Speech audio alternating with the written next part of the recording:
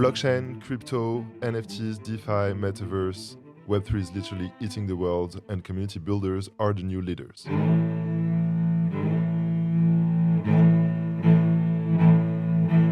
Hi everyone, I'm Bilal El Alami, co-founder of Pirates Lab, a startup studio fully dedicated to Web3 startups.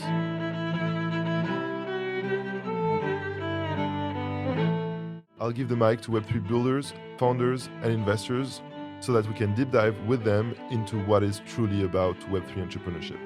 No conventional bullshit, only creativity, rebellion, and community-driven insight. Bonjour à tous, bienvenue dans ce nouvel épisode. Aujourd'hui, je suis avec Fatih dans la tour EDF parce que Fatih est le fondateur et CEO de Exaion. Salut Fatih, comment vas-tu ?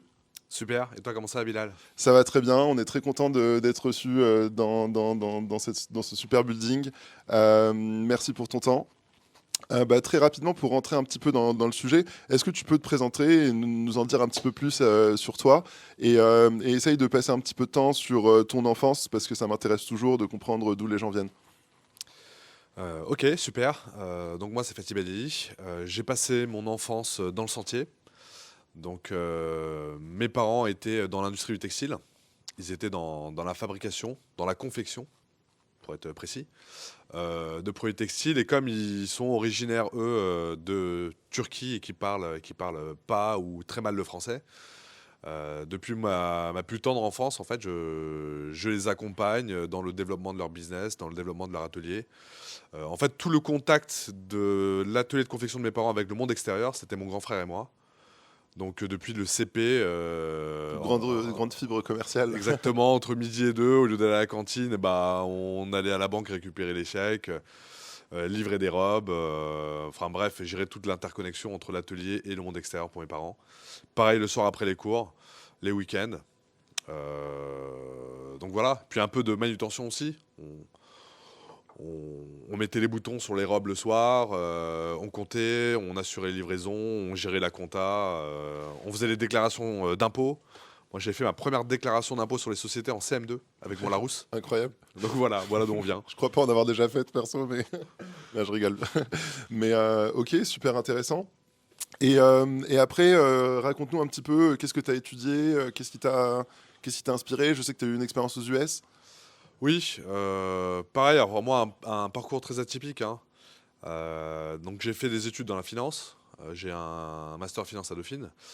J'ai un diplôme d'ingénieur des mines de Paris. J'ai un diplôme d'ingénieur aussi de Tsinghua à Pékin. Le Tsinghua, c'est le MIT chinois, le Polytechnique chinois. Alors j'avais fait, moi, allemand LV1. Donc dès que j'ai terminé les études, je parlais très mal l'anglais. Donc je suis parti vendre des livres au porte-à-porte, des encyclopédies au porte-à-porte aux États-Unis. Donc j'ai fait ça à Portland pendant mon premier été post-bac. Donc j'ai passé 3 mois à vendre des encyclopédies auprès de familles très diverses, des familles et différentes classes socio-professionnelles, les très riches comme, C'était en quelle année, comme ça ? les moins riches. Ça c'est en 2002. 2002, Ok. c'est ma référence, c'est malheureusement c'était les événements de 2001. Donc je sais que c'était très compliqué pour nous d'aller aux États-Unis en 2002. Donc voilà, donc j'ai vendu des livres au porte-à-porte. Je me rappelle de cette mode des encyclopédies. Ma mère m'avait acheté le Quid. Exactement, Southwestern, ça s'appelait. Et c'est le meilleur programme d'entrepreneurs des États-Unis. Ok. Et aujourd'hui, plein de grands CEO, plein de gros entrepreneurs sont passés par ce programme. On a aussi des stars en France. Typiquement, aujourd'hui, le président de Pathé Gaumont, il faisait partie de ma promo. Ok. Donc on était plein comme ça à vendre dans une langue qu'on ne maîtrisait pas, auprès d'une population qu'on ne maîtrisait pas. On faisait notre première porte à 7h30 du matin. On avait des stats, des KPI à respecter tous les jours. Au moins 300 portes toquées, au moins 30 intros, au moins 3 pitchs à la maison, et puis au moins une ou deux ventes par jour. Et la dernière porte était à 21h30. Donc 7h30, 21h30. Waouh. On mangeait des sandwichs sous les T'avais le arbres. casse-pipe. Je me suis déjà endormi, je me souviens déjà de m'être endormi 2-3 fois sous les arbres, tellement j'étais fatigué dans un parc. Les gens me prenaient pour un SDF. Mais super expérience, j'ai fait $10 000 de CA cet été-là. Et j'avais 18 ans. Puis une chose à savoir, c'est qu'on n'avait pas de fixe. C'est-à-dire que si je vendais pas, je mangeais pas. Ok. Mes parents avaient juste été capables de me payer mon billet d'avion et mes 2 premières semaines d'hôtel. Donc pour tenir les 12, il fallait vendre. Ouais. À 18 ans, ça fait mal. En dehors de ta zone de confort depuis tout petit. Ouais, j'ai jamais été dans une zone de confort. Et Excellent. le but, c'est de jamais être dans une zone de confort. Dès que je sens que je suis dans le confort, j'augmente le niveau de risque. On est d'accord. On est d'accord, same. Et raconte-nous, du coup, après, t'es revenu, t'as fini tes études. Ouais. Et c'était quoi ton premier job? Mon premier job, c'était trader sur les dérivés actions à Hong Kong pour la Ok. BNP Paribas. Excellent. Donc j'ai fait ça, j'ai ouvert, pareil, entrepreneur. Alors je suis venu, alors, pour info, hein, j'étais, je pense, le plus jeune trader de la BNP. Hein. À 23 ans, j'avais un book de 50 millions d'euros. Excellent. Euh, donc je suis venu au début comme tout nouveau trader en tant qu'assistant trader sur les marchés plus matures. Et en Asie, enfin depuis Hong Kong, c'était la Corée, la Chine, Hong Kong même, l'Inde. C'était comment ces années 2005-2008 de l'intérieur? C'était de la folie. Enfin, c'était les années faillite de Lehman. Ouais. Vous terminez les études, vous arrivez en Asie, tout ce que vous touchez se transforme en or. Vous faites des IPO, vous faites les plus grosses IPO au monde. Moi, j'ai fait l'IPO de ICBC, par exemple, la plus grosse banque au monde. Ok. Et je crois que c'était la plus grosse IPO à l'époque. Je me demande même si aujourd'hui encore, c'est pas la plus grosse IPO ever. Ok. D'une banque. Ouais, d'une banque. Enfin, non, d'une entreprise tout court. Ouais, d'une entreprise. Non, il y a eu Aramco après qui a été plus gros. Ok. Mais ICBC, Bank of China, enfin bref, on a fait toutes les grosses IPO asiatiques. Et à ce moment-là, je me rends compte un peu comme l'histoire d'Exaion, hein, mais là, on est en 2006. Je lis dans un rapport du FMI que le Vietnam va peut-être entrer dans l'OMC. Parce qu'avant, il était un peu dans le cercle, dans la zone d'influence asiatique, et le côté occidental voulait que le Vietnam bascule un peu dans la zone d'influence occidentale, Ok. pour aussi avoir un pied dans la zone Asie. Beaucoup de géopolitique dans cette affaire. Et j'ai lu tous les rapports, et à l'époque, j'avais la conviction que le Vietnam intégrerait l'OMC, et que si elle intégrait l'OMC, tous les produits destinés à l'export, toutes les entreprises travaillant à l'export, connaîtraient un boom. Donc je screen tous les marchés vietnamiens. Je vois que les plus grosses sociétés sont des sociétés autour de l'agroalimentaire et de l'énergie et bancaire. Je fais du stock picking de trois boîtes, Vinamilk, Vietcombank et la troisième me revient pas.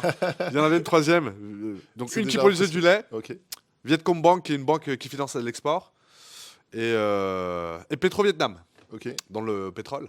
Donc je fais ça et je vais voir mon boss. Je lui dis écoute, là le Vietnam rentre, il faut absolument investir sur la bourse d'Ho Chi Minh et investir dans ces trois boîtes. Il me dit oui, mais on n'a même pas de compte, on n'a même pas de compte broker au Vietnam. On ne trade pas sur le Vietnam chez BNP. Et donc du coup on ouvre un peu en mode entrepreneur. Et il me dit bah écoute, c'est toi qui as choisi, c'est ton marché, vas-y et lance-toi et t'as ton book. Et go. Mais par contre c'est ton premier deal. Si tu te loupes, on retiendra que ça de toi. Donc on commence le marché vietnamien. Alors il y a des articles partout en Vietnam qui disent BNP débarque au Vietnam. Ça faisait une partout. Avant même qu'on arrive, les marchés avaient pris 20%. Excellent. Incroyable. Donc on fait du stock picking sur ces trois boîtes-là. Et on fait plus de 100% en quelques semaines. Ok.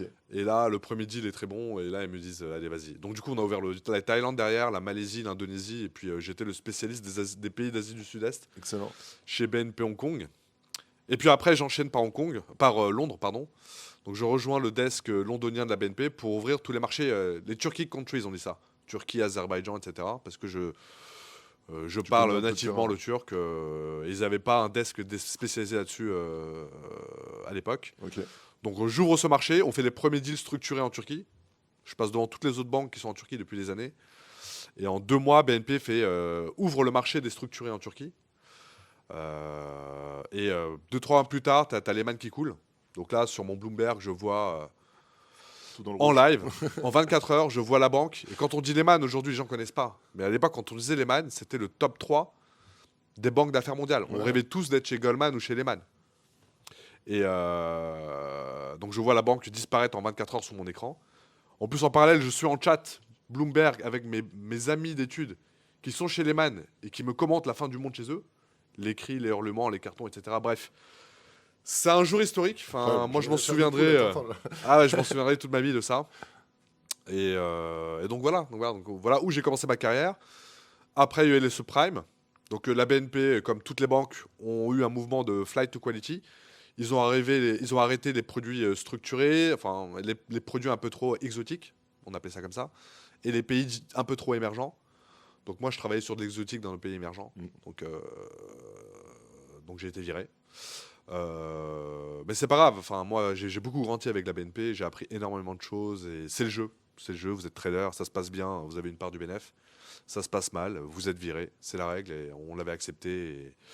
Et je suis très reconnaissant encore aujourd'hui à BNP de m'avoir offert toutes ces opportunités. Ils ont toujours été très bienveillants d'ailleurs, mais c'était juste que c'était un moment C'est où... une bonne école, ouais. Super école, mais voilà, c'était un peu la fin du monde à Londres pour toutes les banques. Et la BNP n'y a pas échappé. Donc voilà. Après, j'ai créé ma première entreprise qui était dans le textile. Retour aux sources. Retour aux sources. Bah, en dehors de trader, je savais faire que. Il y avait un deuxième truc que je savais faire, c'était vendre des robes. Pour quelqu'un qui a des diplômes d'ingénieur, etc. Ouais, c'était pas hyper technique. Mais du coup, j'ai apporté de la technicité au monde du textile. Ok. C'est-à-dire qu'on a commencé à vendre de manière digitale et sur un business très novateur. Plein de marques anglo-saxonnes Ok. sur toute En la mode zone du prêt-à-porter. Mashrek. Dans le prêt-à-porter. Sur toute la zone du Mashrek, c'est-à-dire du Maroc jusqu'à la Libye. Ok. Et on était très connus. On était sur tous les plateaux télé, radio, etc. en Tunisie. On avait notre siège en Tunisie. Donc on était la boîte la plus innovante dans le textile en Tunisie. Et j'ai fait ça 2009-2010. Après, j'ai revendu mes parts à mes associés. Sincèrement, j'avais pas fait toutes ces études. J'avais pas mis en place toute cette expérience pour revenir vendre des robes. Mm. Donc j'ai revendu mes parts. On s'est quittés bons amis. Eux ont continué. Et puis après, moi, je suis revenu dans le monde de l'énergie. J'ai toujours été sur les thématiques pays émergents, technologies émergentes, novateurs, etc. Typiquement, BNP, quand j'ai fini mes études, ils m'ont dit est-ce que tu veux aller au bureau hongkongais de la BNP ou new-yorkaise? J'ai dit non, les pays émergents, 2006, Hong Kong et l'Asie, c'était pas ce que c'est aujourd'hui. Ouais, bien sûr. J'ai dit non, mais l'aventure, elle C'était est le en début de la Asie. vague, ouais. Ouais, l'aventure, elle est en Asie. Je vais en Asie, il n'y a pas photo. Ils n'ont pas compris ma réponse, hein, parce que tout le monde répondait New York. Et là, pareil, je me suis dit les renouvelables, les smart grids, l'intégration des énergies renouvelables au réseau, la gestion de la charge, tout ça, c'est des belles thématiques. Le véhicule électrique, véhicule autonome, c'est des très belles thématiques. Donc, je vais essayer de rentrer dans ces sujets-là. Donc, j'ai rejoint le groupe EDF. Je suis rentré au début dans la direction de la stratégie d'Enedis, qui est le distributeur d'électricité. Alors, ce qu'il faut savoir, c'est pourquoi Enedis? Parce que Enedis, c'est celui qui gérait les compteurs intelligents, les smart grids et la gestion de la charge des véhicules électriques, la gestion de la charge des systèmes de stockage, etc. C'est vraiment le point d'entrée entre la maison et tout Le réseau, quoi. et tout le réseau. Voilà. Donc c'est pour ça que c'était hyper intéressant de rentrer chez Enedis et de travailler ce sujet-là depuis Enedis. Ensuite, j'ai les RH du groupe EDF qui m'ont contacté. Et à la stratégie, on faisait l'international, on faisait les compteurs intelligents, on faisait les smart grids, etc. Et à l'époque, on a fait les premiers deals des compteurs Linky pour Enedis qu'on a vendus à Monaco, à l'Inde, à l'Égypte et puis à la Belgique. Donc j'étais sur ces sujets-là déjà. Et on les a initiés hein, d'ailleurs. Et d'ailleurs, j'étais responsable de deux proof of concept de compteurs Linky. Un à Strasbourg et puis un en Martinique. Donc c'était super intéressant. Et puis mon objectif vraiment, c'était de revenir à la technique, de rentrer dans la technique, d'échanger beaucoup avec les équipes, les ingénieurs, les techniciens. J'allais beaucoup sur le terrain. J'accompagnais les poseurs de compteurs, ceux qui travaillent sur les réseaux, ceux qui travaillent sur on appelle ça les TST, travaux sous tension.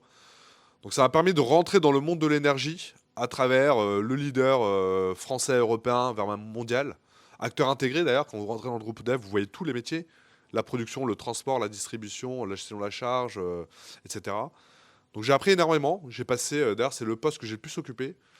Je suis resté 4 ans et demi, presque 5 ans chez Enedis, à apprendre tout ça. J'ai mis de côté l'entrepreneuriat, je me suis dit, je veux comprendre les sous-jacents de ce business. Parce que derrière, je suis sûr qu'il y a une grosse opportunité business et une vraie opportunité de créer une entreprise. Donc à l'époque, je change avec les RH du groupe EDF. Ils me disent qu'ils sont en train de réfléchir à créer le futur fonds de venture capital du groupe. Ils me disent, est-ce que tu veux être de l'expérience? Là, on est fin 2016. Je leur dis, écoutez, ouais, moi, dès que vous me proposez de nouvelles expériences, je suis là.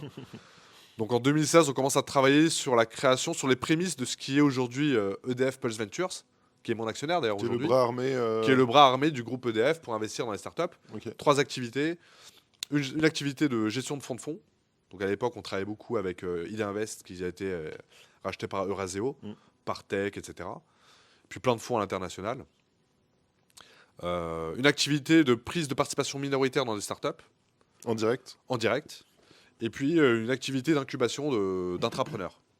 Donc à l'époque, on incube une première boîte. Je commence à prendre des participations aussi à l'extérieur dans une petite boîte. On travaille sur du fonds de fonds.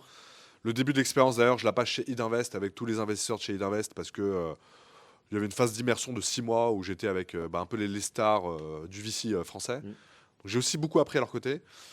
Et pendant 3 ans, j'ai fait que ça. Et j'étais spécialiste de l'investissement dans l'univers de la data. Donc, c'était l'IA, de l'habitat, de l'énergie. Ok.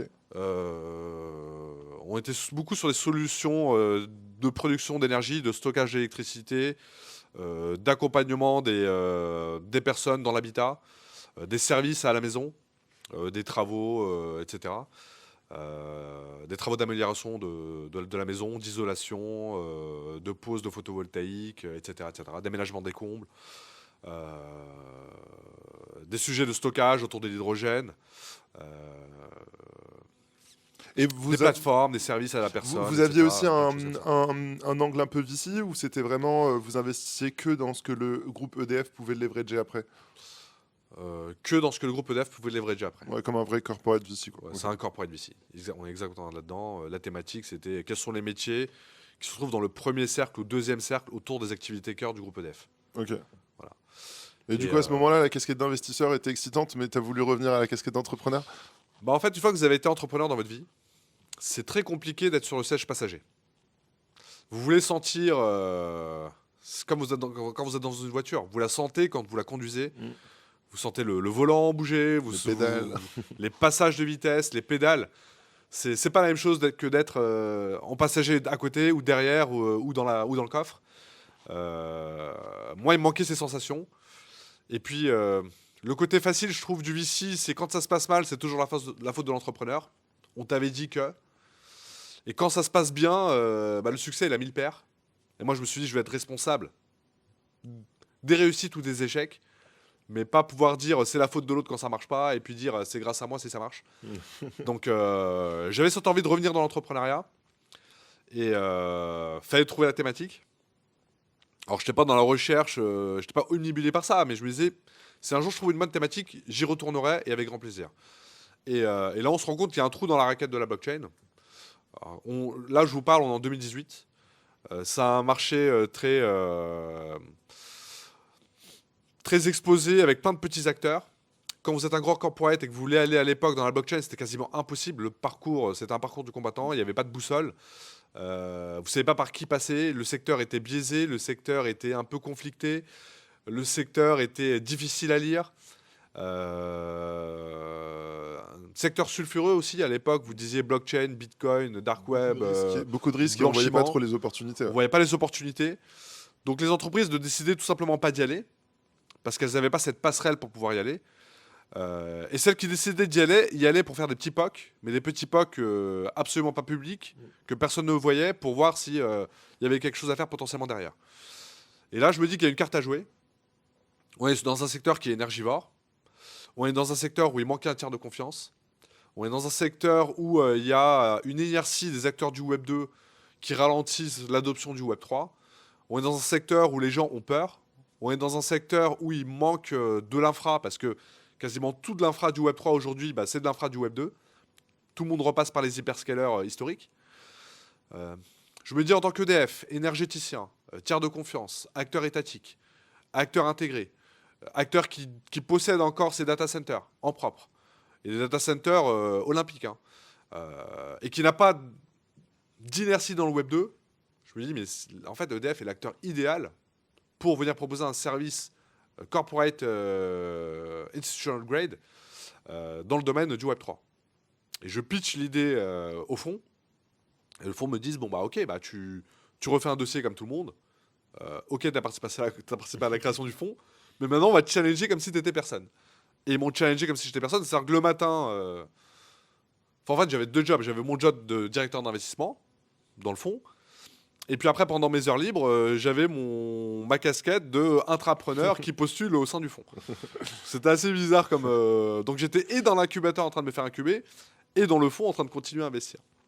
C'était sympa. Ça a pris combien de temps à peu près pour closer le deal, entre guillemets? Franchement, la première fois qu'on a parlé de l'idée, l'idéation est arrivée en juin 2018. On a commencé le POC en janvier 2019. Et on a lancé l'entreprise officiellement en janvier 2020. Ok. Donc, il Et y a eu c'est un- vrai que ça faisait totalement sens d'aller sur la couche infra, déjà parce que vous aviez vos data centers, comme tu le disais, des fois aussi parce qu'il y avait tout l'enjeu, j'avais suivi d'avoir des data centers les plus green possibles.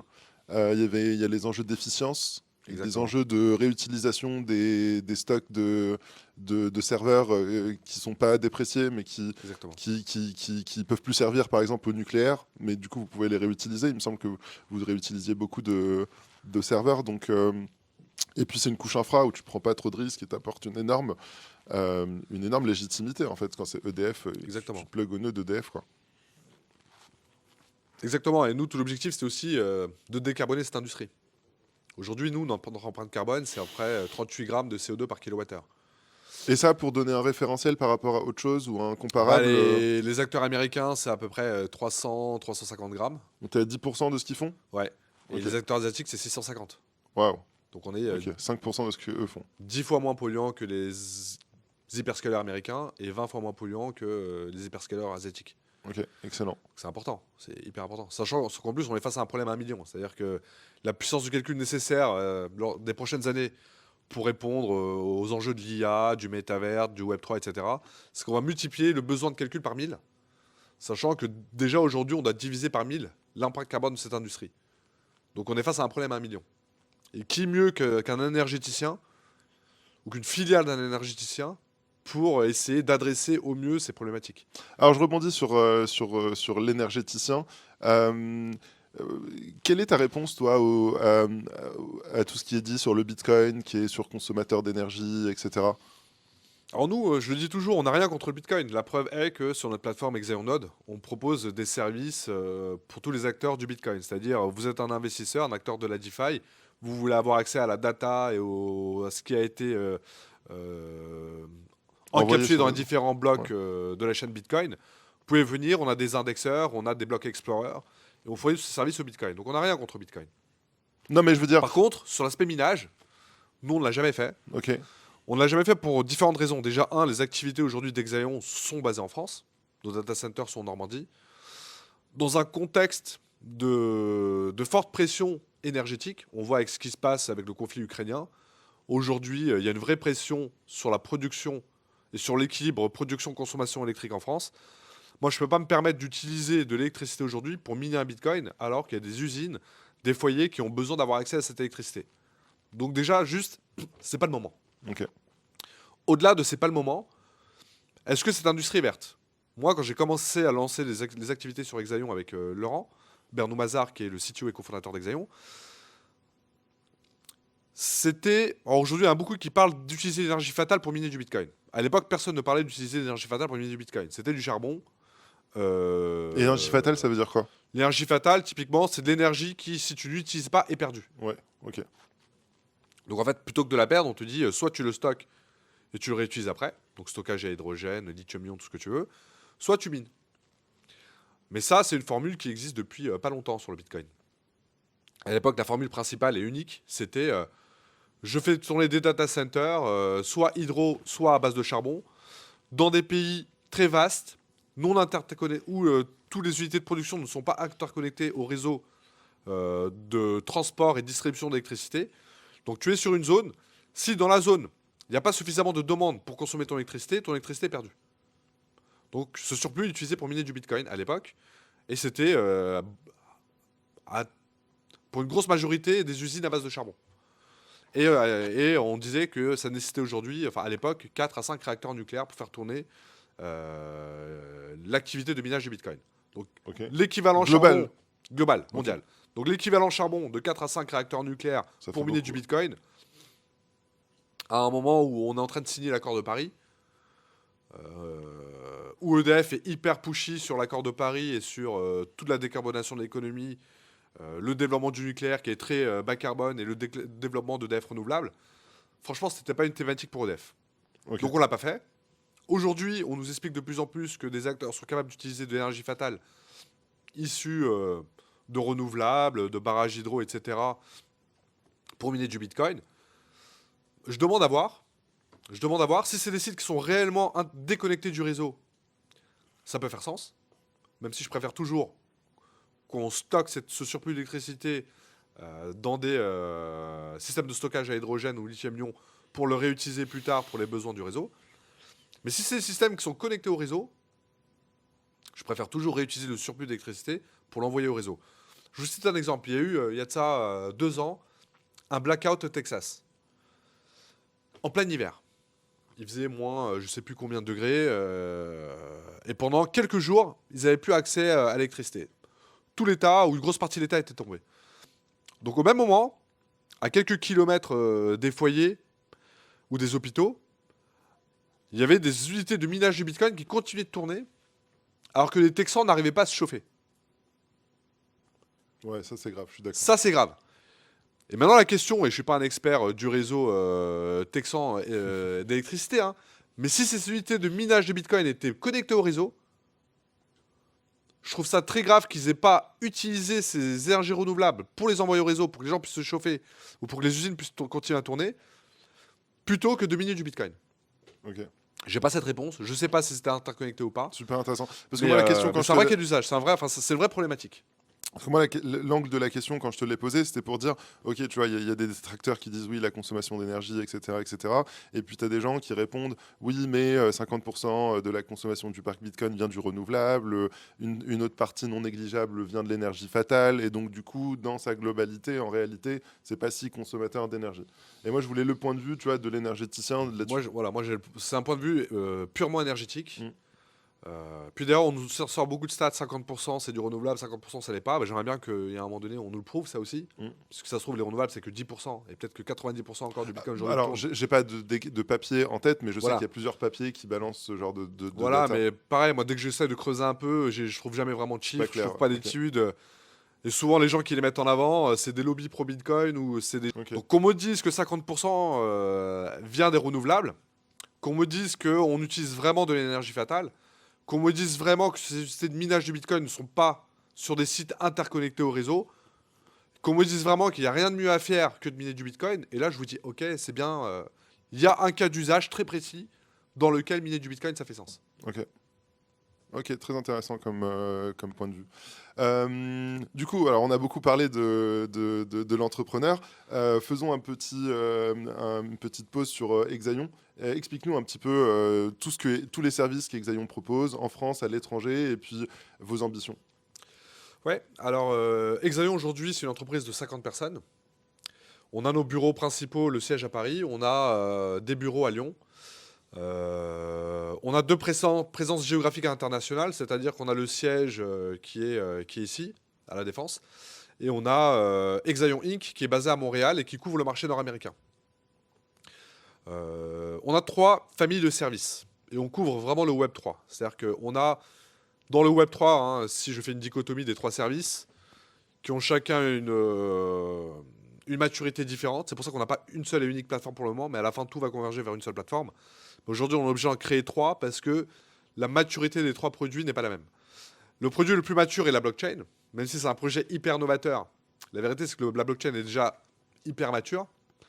Et on le voit un peu partout. Alors, ouais, pour la petite histoire, je regarde un peu le soir sur Netflix, j'ai 1 heure, je regarde la série L'Agence, là. Ouais. Les frères Kress qui vendent des apparts. Et bah hier, le mec a vendu sa première appart en France en crypto. Donc on le voit même sur des métiers immobiliers qui commencent à faire leurs premières transactions en crypto. Excellent. Donc on le voit que ça rentre dans le quotidien. Ça rentre même dans les transactions de Monsieur Tout le Monde immobilière sur la place de Paris. On n'est pas à Dubaï en train de faire des transactions en crypto sur l'immobilier. On est en train de le faire au cœur du Triangle d'Or à Paris, entre un acheteur et un vendeur français. Okay. Donc voilà, donc c'est hyper intéressant. Donc vous voyez que le Bitcoin, ça a quand même bien avancé, ça rentre dans les mœurs. Et même si pour certains c'est encore très nouveau, pour nous c'est déjà très mature. Donc sur ce produit, sur la partie blockchain, on a développé une plateforme de gestion d'infrastructure qui s'appelle Exaion Node. Donc c'est node.exaion.com. Donc c'est la première plateforme de gestion d'infrastructure blockchain en Europe, d'une.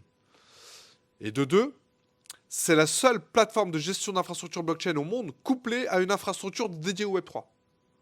Je m'explique. Dans le Web 2, on avait un acteur qui faisait ça très bien et qui a pris le temps d'investir sur le long terme, c'est AWS. Il a créé son infrastructure from scratch et derrière, il est venu mettre sa plateforme AWS. Aujourd'hui, vous pouvez aller prendre vos VM, etc., vos CPU, vos GPU à distance directement sur la plateforme AWS qui tourne sur leurs infrastructures. On sait juste ce modèle est génial. Il faut qu'on le réplique sur le Web3. Donc on est reparti des data centers du groupe EDF, on est reparti des infrastructures déclassées du groupe EDF, qu'on a repimpé avec de nouvelles cartes graphiques NVIDIA, on a un partenariat monde avec NVIDIA, et aujourd'hui on a des supercalculateurs, des machines qu'on a complètement déstructurées et restructurées, redesignées, rearchitecturées, rééquipées pour en faire des infrastructures Web3. Avec beaucoup de edge computing, beaucoup de décentralisation. Donc aujourd'hui, on a la plateforme Exaion Node qui repose sur une infrastructure qui nous appartient en propre et on est le seul acteur mondial dans le Web3 aujourd'hui qui avons la plateforme et l'infrastructure. Ce qui nous permet de faire beaucoup de choses. Aujourd'hui, quand on a un client qui vient et qui nous dit « Bon, je veux travailler sur le protocole X », nous, on n'a aucune limite protocolaire. Modulo, est-ce que c'est éco-responsable? Est-ce que c'est pas des protocoles dont le cas d'usage, ou dont l'attribut principal est de faire des transactions sous les radars pour le dark web, etc. Donc, on a un filtre protocolaire. Et dès que vous passez tous ces filtres-là, nous, derrière, on est capable d'aller sur n'importe quel protocole. Aujourd'hui, vous allez sur n'importe quelle plateforme concurrente de la nôtre, vous leur parlez d'un protocole qui n'est pas sur leur site, ils ne le rajouteront pas. Parce que derrière, ils doivent demander la permission à leur gestionnaire d'infra de rajouter les services pour qu'eux puissent ajouter ce protocole. D'ailleurs, la plupart de nos concurrents... Donc vous pouvez décider par vous-même, en fait. On décide de nous-mêmes. Et puis surtout, entre le moment où on décide et le moment où on met en place, on a une équipe de 6-7 personnes en data center. Dans l'heure qui suit, ils commencent déjà à monter les machines pour ce protocole. Okay. Là où chez nos concurrents, il faut attendre des semaines, des mois, attendre l'autorisation de l'hyperscaler. Et souvent, c'est niet. Aujourd'hui, la plupart des gens qui développent des smart contracts, ils le développent sur Ethereum. Et du coup, ça fait exploser les gas fees d'Ethereum. Et pour contourner ce problème de gas fee, on crée des layers 1, des layers 2, des layers 50, des roll-up, etc. Nous, on dit... Mais sortez de ce délire. Il n'y a pas que Ethereum. En fait, le délire n'est pas lié à ceux qui développent des applis, n'est pas lié aux gestionnaires de plateforme, elle est liée aux fournisseurs d'infra. Comme les fournisseurs d'infra ne fournissent que de l'infrastructure sur Ethereum, bah derrière, tu peux, toi, en tant que gestionnaire de plateforme, tu peux proposer que des nœuds partagés dédiés sur du Ethereum ou du Ethereum-like. Et du coup, tous les développeurs développent là-dessus parce que c'est le seul à bénéficier d'une infrastructure. Nous, ce qu'on se dit, c'est... Mais on est maqué avec personne. On a nos infrastructures. On peut proposer une infrastructure sur Tezos, sur Avalanche, sur Cosmos, sur Polkadot, etc. D'ailleurs, toutes ces fondations blockchain nous adorent parce qu'on est un peu en train de devenir leur infura à eux. Aujourd'hui, nous, on est considéré par la fondation Tezos comme étant le infura de Tezos. Avalanche, pareil. Cosmos, Polkadot, Moonbeam, tous ces trucs-là qu'on est en train de rajouter. On va rajouter une quinzaine d'ici la fin de l'année. Vous avez Hgraph aussi, il me semble, non? Hgraph et des Hgraph. On a Energy Web. Qui utilise Hgraph, par exemple? Hgraph, ce qu'il faut savoir, c'est qu'on est rentré dans le conseil d'administration des Hgraph au tout début de l'initiative. En tant qu'énergéticien, EDF est au conseil d'administration des Hgraph. Et nous, on gérait les nœuds d'EDF au sein de ce consortium. Aujourd'hui, on fournit des services pour tout un tas d'acteurs. Et c'est beaucoup d'acteurs classés dans le Fortune 500. Et c'est eux les utilisateurs d'Hgraph. Donc, tu peux citer quelques clients de renom que vous avez là sur Exaion Node? Oui, on a Société Générale Forge, on a BNP Paribas, on a Adogami, on a Billy, on a Ubisoft. Excellent. On a plein d'autres acteurs qui arrivent. Alors là, on a vraiment des Donc gros... vous arrivez aussi à ramener d'autres corpos dans le Web3. Ouais. Ah bah oui. Ce qu'il faut savoir, c'est qu'Exaion, c'est la première filiale d'un grand groupe coté en bourse en Europe, actif dans le Web3. C'est-à-dire qu'EDF a été, alors que tout le monde peut dire EDF, ils sont un peu risque averse à l'ancienne. EDF est la première entreprise cotée en Europe à avoir créé une filiale Web3. Je dis même pas au monde parce que je suis pas parti screener l'Asie et les États-Unis, mais peut-être même au monde. Et aujourd'hui, comme on est les premiers à passer le pas, et puis juste derrière Société Générale Forge, on est un peu, nous, Vous montrez la les voie, éclaireurs, on monte la voie et beaucoup de gens sollicitent Forge, Exaion pour savoir comment on a fait, qui on a dû convaincre, quelles ont été les étapes à passer.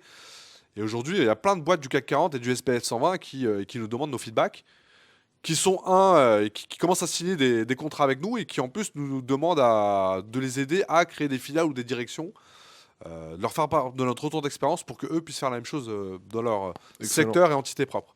Et là, on le voit, et ça, c'est une grosse conviction que j'ai.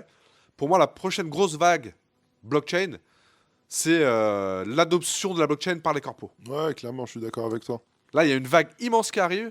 Ils sont prêts. Moi, je le vois, hein, tous les réunions qu'on a en ce moment, c'est des gros corpos, beaucoup de gros corpos, ou des grosses licornes de la blockchain. Quelle industrie là qui regarde le plus? Bancaire, luxe et communication. C'est les trois là qui me viennent. Ok. La DeFi. Ils ont déjà eu les fintechs qui ont disrupté à l'époque les grandes banques. Je le sens avec la blockchain que les banques se disent on va pas commettre la même erreur qu'on a commis avec les fintechs. C'est-à-dire qu'on les a prises de haut, on les a un peu sous-estimées, elles ont disrupté nos métiers, on a dû rattraper, on a dû racheter à coups de milliards des entités. La blockchain, on va anticiper, on va être proactif. Et là, je vois les grandes banques qui rentrent très vite dans le Web3 et Forge et pour moi, le leader mondial est le meilleur exemple en la matière.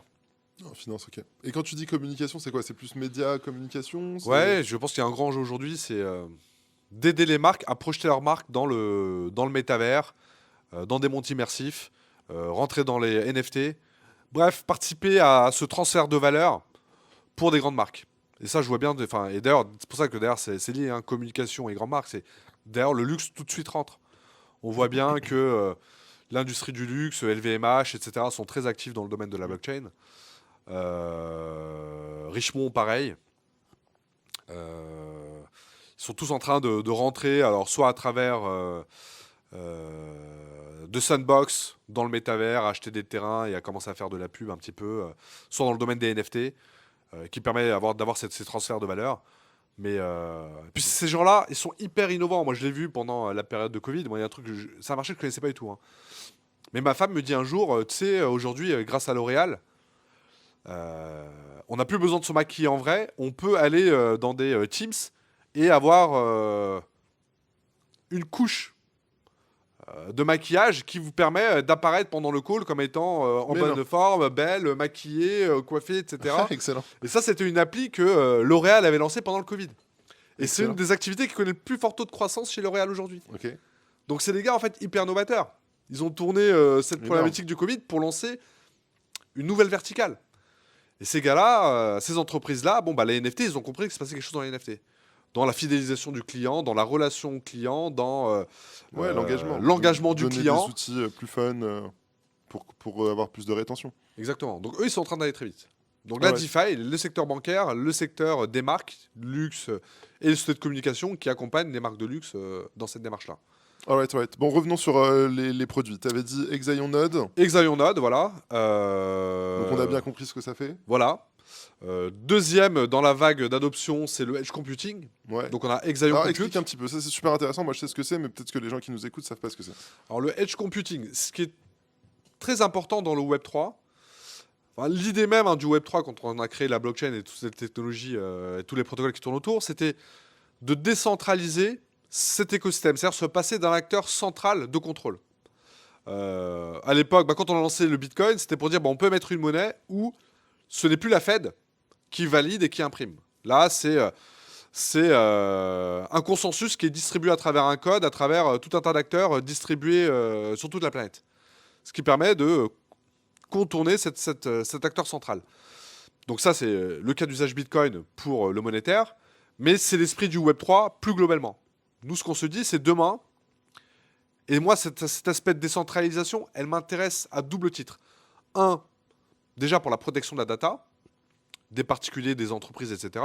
Pour être sûr que chacun est propriétaire de sa data et que personne ne la monétise à son insu. Et au-delà de ça, il y a aussi un sujet énergétique. Parce que plus on ira vers le edge computing, plus la donnée sera au plus proche de celui qui la produit et qui la consomme. Donc si tu évites à la data de traverser le monde entier, c'est à chaque fois que tu likes un truc sur un réseau social, l'info elle est stockée sur un data center qui est à l'autre bout du monde ou à l'autre bout de ton continent, c'est hyper énergivore. Moi, je l'ai beaucoup entendu dans les voitures électriques, les voitures autonomes. Oui, véhicules électriques, véhicules autonomes. Tant que le calcul se fasse dans la voiture, et que ça se fasse pas dans les data centers, le temps que ça aille et que ça revienne. Exactement. Et ça risque de... Pour moi, demain, les véhicules électriques et même le téléphone portable, ce seront des mini data centers et des mini...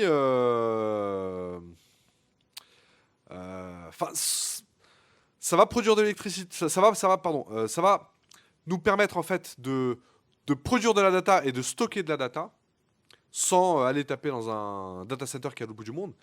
Et ça va permettre aussi de jouer un rôle de stockage d'électricité pour le réseau. C'est-à-dire que on va sûrement aller vers de plus en plus de renouvelables. Vous savez qu'avec le renouvelable, il y a un problème d'intermittence.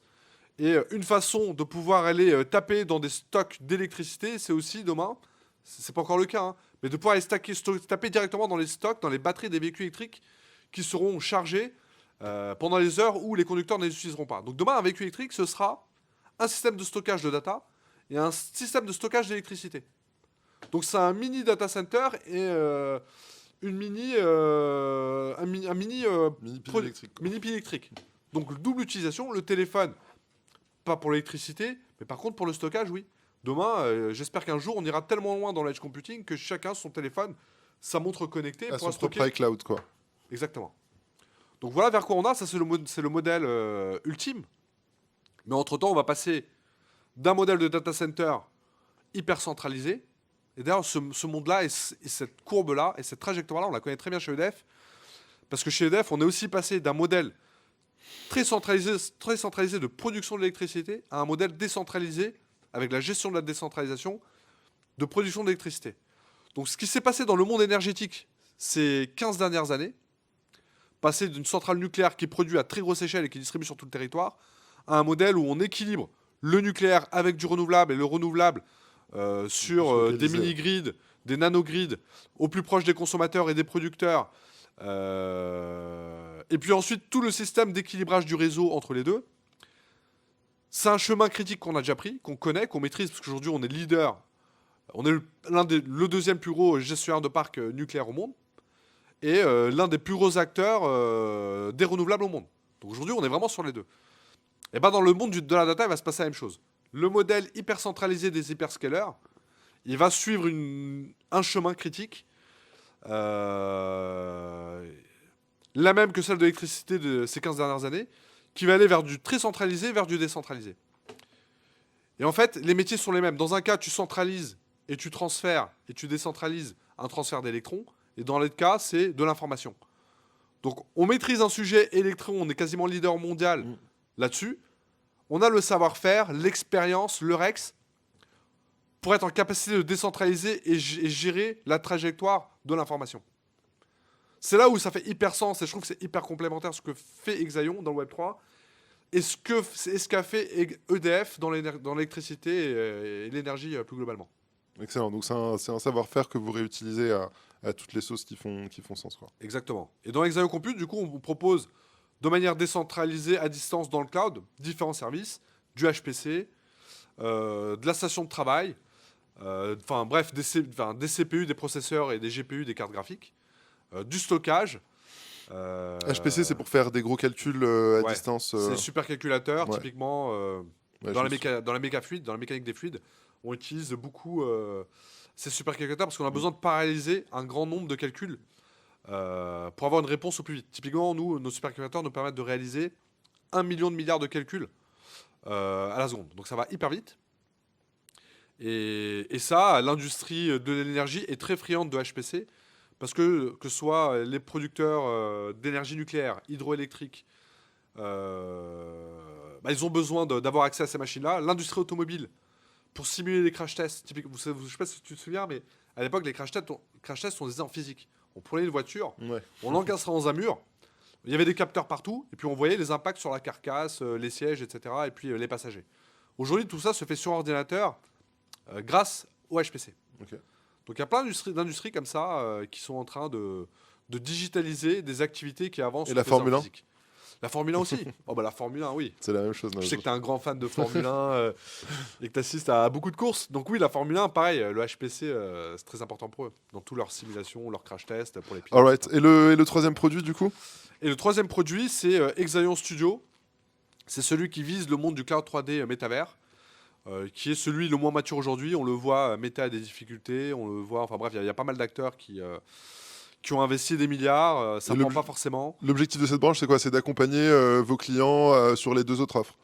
C'est d'accompagner nos clients, sur les deux autres offres, mais aussi en standalone. C'est-à-dire Ok. qu'aujourd'hui, sur l'offre Exaion Studio, on a différents produits qui vont crescendo, avec des besoins là, aujourd'hui, maintenant. Ça va être des studios d'animation, des studios de gaming, des studios de production qui travaillent sur des effets spéciaux. Ils ont besoin d'avoir accès à nos cartes graphiques pour pouvoir réaliser ces effets spéciaux ou à des CPU. Et puis on commence déjà à travailler avec des grands corporates sur des jumeaux numériques et sur des cas d'usage industriels dans un monde immersif ou sur des problématiques d'entreprise étendues. Typiquement, pendant le Covid, on a eu Teams, Zoom, tout ça qui ont explosé. Bah, pour nous, l'étape d'après, c'est t'es pas juste en off, en voix ou en caméra en train de collaborer. Demain, il y aura les avatars de tous les membres d'une équipe. Ouais, il y aura de la spatialisation. Il y aura des Spatialisation, qui mouvements, travailleront ensemble dans des une expressions. centrale nucléaire, dans un barrage hydro. Eux, plus leurs prestataires, chacun à des points distants à l'international, qui travaillent en live sur un cas d'usage, sur un métier, sur une mise en place. Et ça, on le voit déjà. C'est-à-dire que peut-être que le métavers, avec des effets spéciaux très poussés, avec une immersion hyper poussée et qui marche bien à travers des Oculus, c'est peut-être pas pour demain.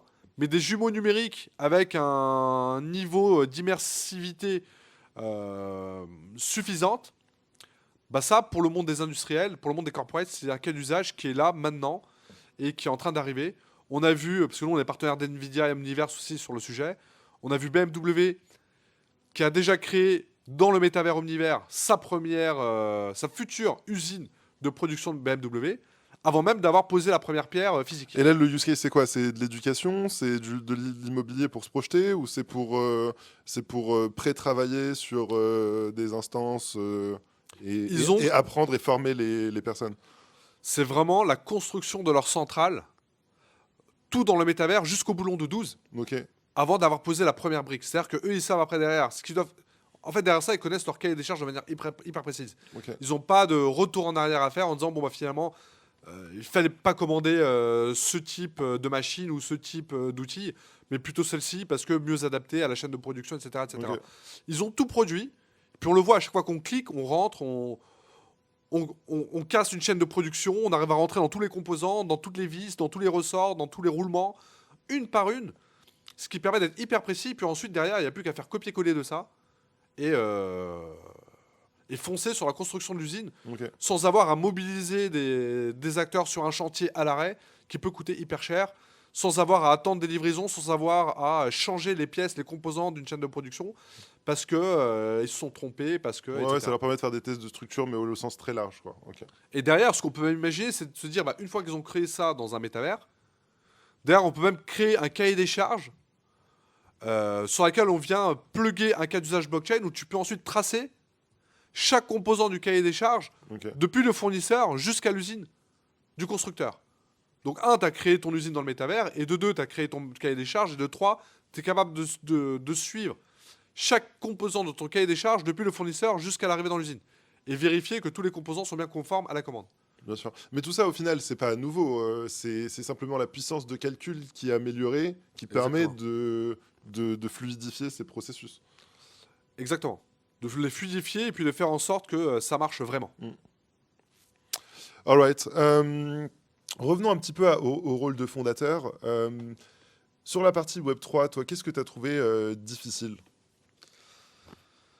Au-delà de convaincre toute ta hiérarchie, est-ce que c'est les talents qui étaient difficiles à trouver? Est-ce que c'était les use cases au début qui étaient difficiles à trouver? Toi, tu es sur un layer d'infra, donc c'est quand même un peu plus parlant que la plupart des autres use cases Web3. Difficultés, oui, des difficultés, on en a plusieurs. Difficulté à recruter. Difficulté à rester focus sur un objectif à long terme. Tellement d'opportunités qui pop-up de Tellement partout. d'opportunités. Et vraiment, je pense que l'enjeu ici, c'est de ne pas s'éparpiller. C'est de pas d'essayer d'attraper ou de se positionner sur toutes les opportunités, parce que tous les jours, on l'a vu. Stick to the plan. Voilà, stick to the plan. Et nous, c'était vraiment de devenir le leader de la gestion d'infra. On n'en est pas sorti. On avait beaucoup d'opportunités, beaucoup de sollicitations. On ne s'est pas laissé déconcentrer. On a resté focus sur un objectif qui est là depuis le premier jour où on a créé la boîte avec Laurent. C'est de se dire, on veut être le leader de la gestion d'infrastructure blockchain mondiale en 2030.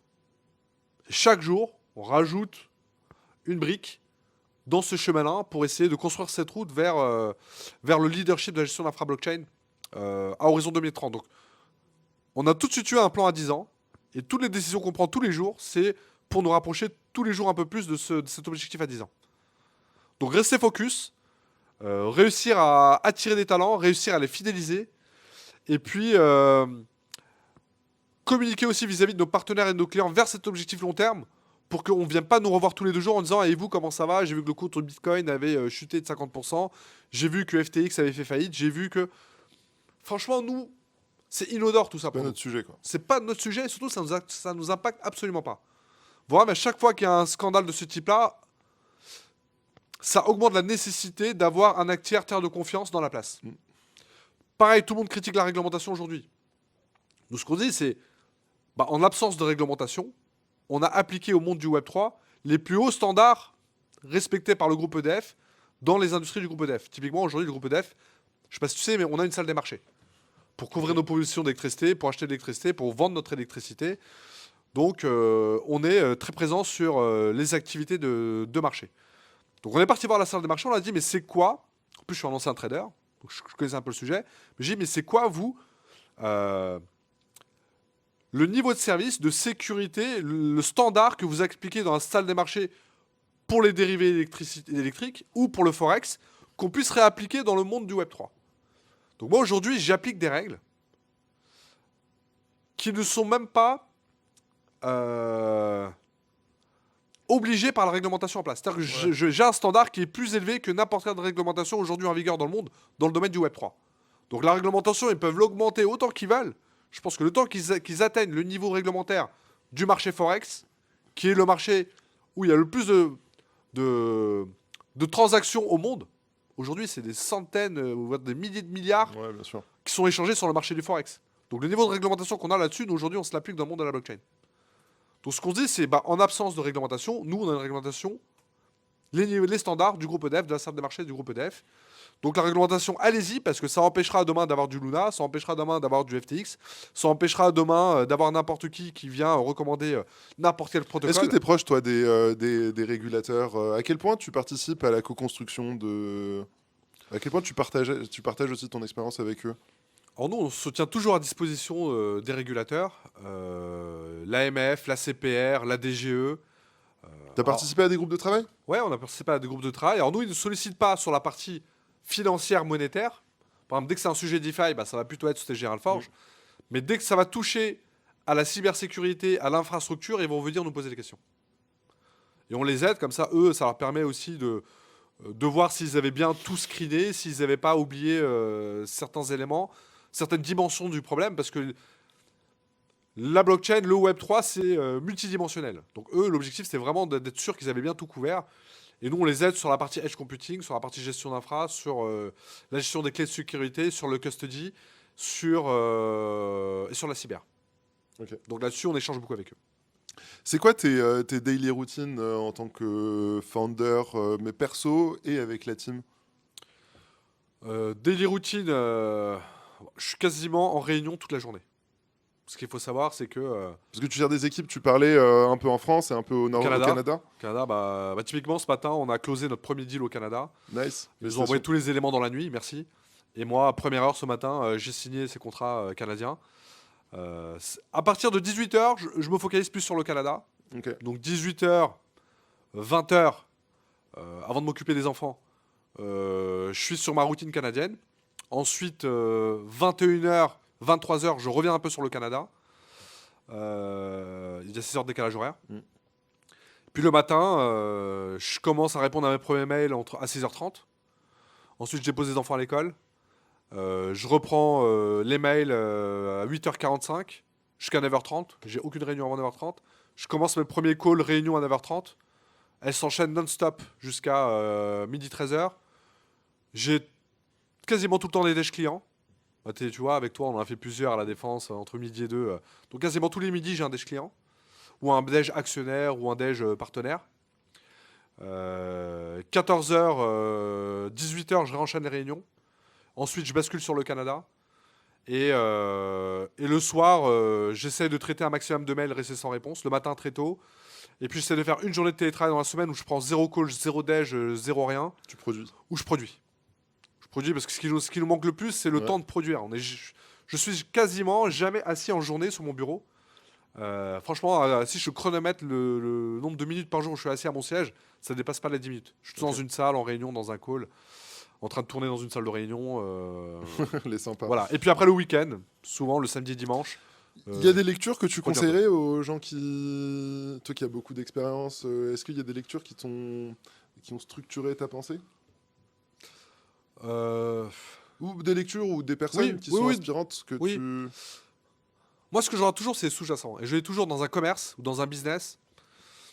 Puis on le voit bien que y a des gens qui un jour sont directeur général d'une entreprise dans l'agroalimentaire et puis ensuite sont directeur général d'une entreprise dans le monde bancaire, etc., etc.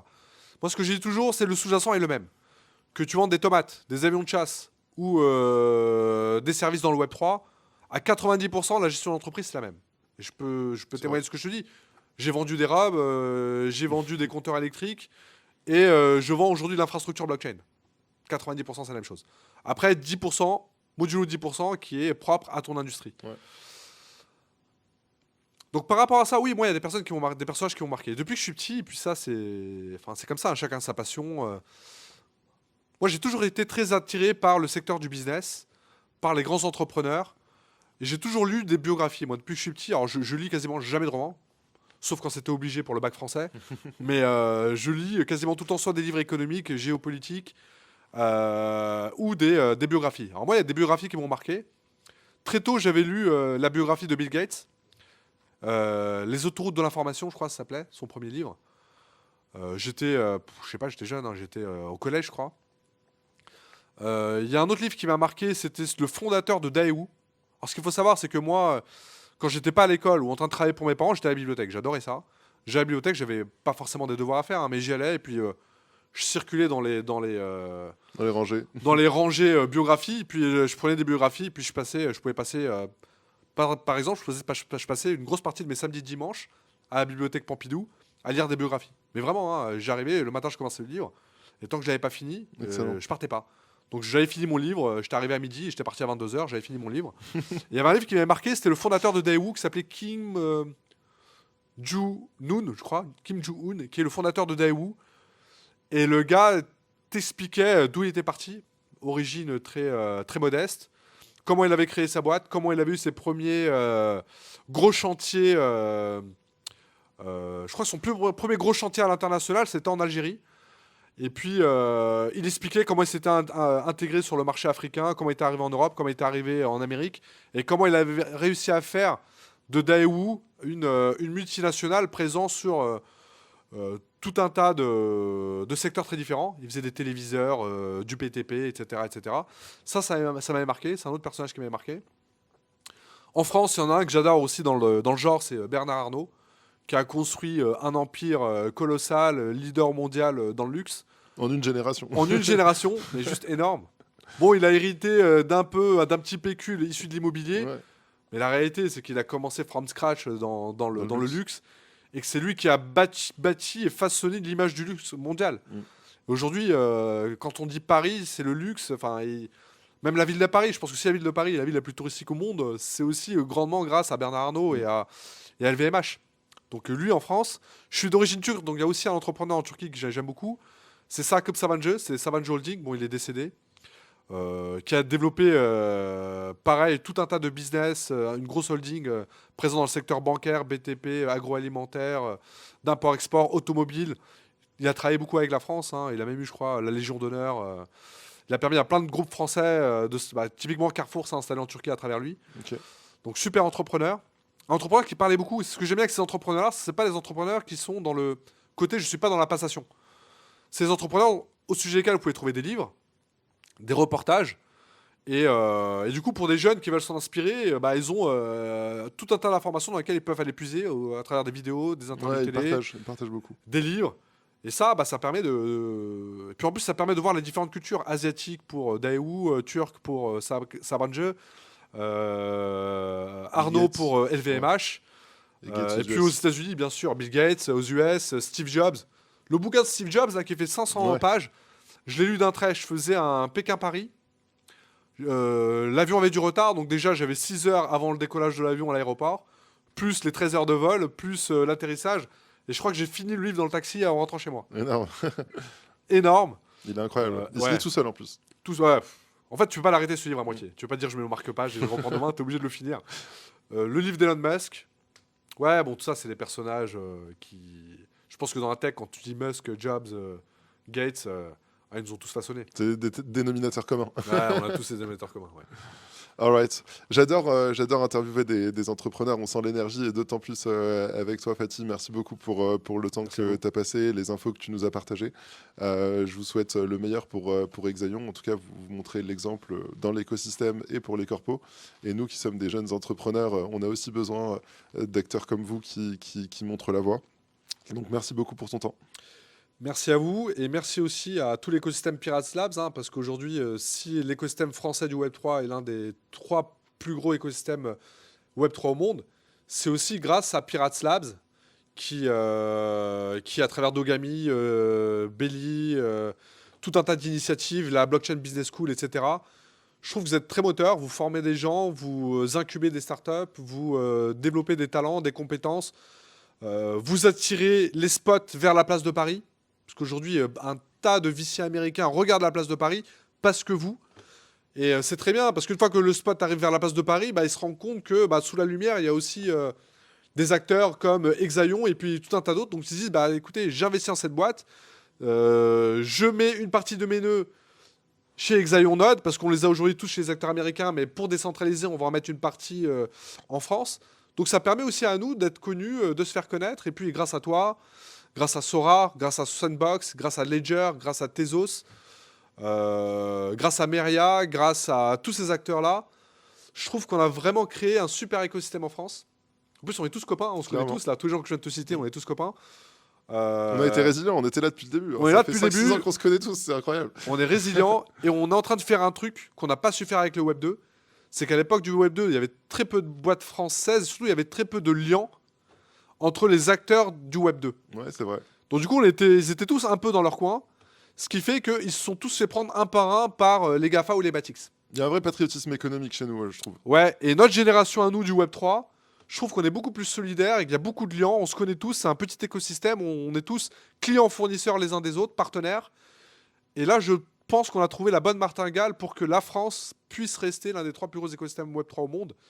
En plus, on a les meilleurs devs du monde. En tout cas, je nous le souhaite. Ouais, franchement, moi aussi, je me le souhaite et merci pour tout ça.